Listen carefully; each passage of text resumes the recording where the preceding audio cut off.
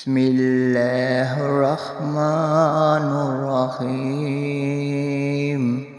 شروع اللہ کے نام سے جو بڑا مہربان نہایت رحم والا ہے۔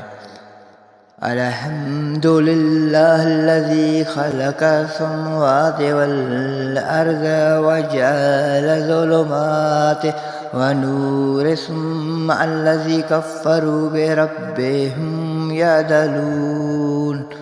تمام تعریف الہی کے لائق ہے جس نے آسمان کو اور زمین کو پیدا کیا اور تاریک نور کو بنایا، پھر بھی کافر لوگ غیر اللہ کو اپنے رب کے برابر قرار دیتے ہیں۔ هو الذی خلقکم من طین ثم اقصى اجلا وعجل مسمى عنده ثم انتم تمترون۔ وہ ایسا ہے جس نے تم کو مٹی سے بنایا، پھر ایک وقت معین کیا اور دوسرا معین وقت خاص اللہ ہی کی نزدیک ہے، پھر بھی تم شک رکھتے ہو۔